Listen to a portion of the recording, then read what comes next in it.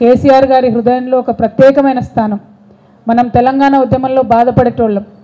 పల్లె పల్లెన పల్లేరు మొలిసే తెలంగాణలోన మన పాలమూరులోన అని బాధపడినటువంటి అనేక సందర్భాలు ఉన్నాయి. ఆనాడు చాలామంది మిత్రులతోని మరి మహబూబ్ నగర్లో వలసలు ఎందుకు జరుగుతున్నాయి, ఈ వలసలను ఎట్లా ఆపాలి అని చెప్పి గ్రామ గ్రామాన తిరిగి ఆనాడు జాగృతి కార్యకర్తలు బీఆర్ఎస్ కార్యకర్తలు తిరిగి ఆలోచన చేసినాం. ఎన్నో మంది స్వచ్ఛంద సేవా సంస్థలతోని అన్ని ప్రాంతాల్లో కూడా తిరిగి మా ప్రయత్నాలు మేము చేసినాం.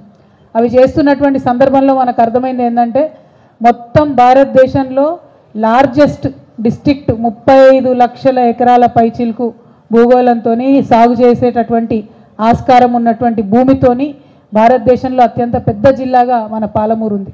ఇంత పెద్ద జిల్లా ఉండి పక్కకే కృష్ణానది ఉండి ఎక్కడా కూడా మనకు పంటలు పండక మహబూబ్ నగర్లో చాలామంది భూములు ఉన్నోళ్ళు కూడా ఇడిచిపెట్టుకొని హైదరాబాద్ జంట నగరాలలో పోయి చాలా కూలీనాలి చేసుకొని బతికినటువంటి సందర్భం మీ అందరు కూడా గుర్తే ఉంటుంది.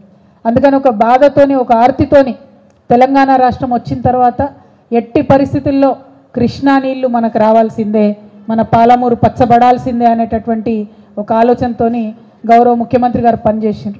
ఇంతకుముందు మేము వస్తుంటే మా అన్న వాళ్ళు అంటున్నారు, అందరూ సీనియర్స్ కార్లో కూర్చున్న వాళ్ళు, అక్క గుర్తుందా 2009లో మనం ప్రచారానికి పోతే 5 రోజులకోసారి 7 రోజులకోసారి మంచినీళ్ళు వస్తుండే, అది 14 రోజులకోసారి వస్తుండే.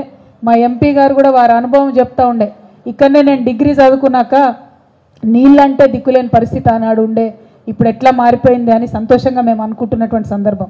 కేవలం తెలంగాణ వచ్చినాక 10 అంటే 10 ఏళ్లలో పట్టుబట్టి ప్రయత్నం చేసి అనేకమైనటువంటి పనులు చేసుకున్నాం. అది మీ అందరి కళ్ళ ముందు ఉన్నది. ముఖ్యంగా మనకు ఎప్పుడైనా నీటి సమస్య ఉండే పెండింగ్ ప్రాజెక్ట్స్ ఏవైతే ఉంటాయో కల్వకుర్తి, నెట్టెంపాడ్, కోయిల్ సాగర్, భీమా వీటన్నిటిని కూడా మనం పెండింగ్ ఉన్న వాటిని పూర్తి చేసుకొని ఎక్కడ మంచినీటికి ఇబ్బంది లేకుండా 11 లక్షల ఎకరాలకు సంబంధించి ఇదే పాలమూరులో పంట పండేటట్టుగా ఈ పోయిన 10 ఏళ్లలో మనం పనిచేయడం జరిగింది. ఆ తర్వాత అనేక సందర్భాలలో నాకు గుర్తుంది, ఇక్కడ నుండి పచ్చటి పొలాలు ట్విట్టర్లలో సోషల్ మీడియాలలో పెట్టి ఇది ఎక్కడ గుర్తుపట్టండి అని అడిగితే పాలమూరు అంటే నమ్మనటువంటి సందర్భాలు 5 ఏళ్ల కిందటి దాకా కూడా ఉండే.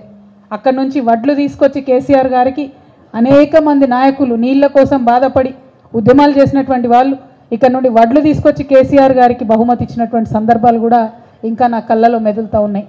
అట్లా చాలా సంతోషంగా మహబూబ్ నగర్ ప్రజలు చాలా ఆనందంగా ఉన్నారు అని చెప్పి మనం భావించడం.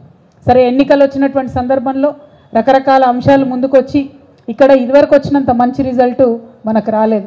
అయినప్పటికీ ఇక్కడ ఉండేటటువంటి బీఆర్ఎస్ పార్టీ కార్యకర్తలకు నాయకులకు నేను కోరుతా ఉన్నాను, మనం ఉద్యమంలో నుంచి వచ్చినటువంటి వాళ్ళం, ఒక్క అడుగు వెనుకకు పడితే 10 అడుగులు ముందుకు లంఘించేటటువంటి శక్తి ఉన్నటువంటి వాళ్ళం.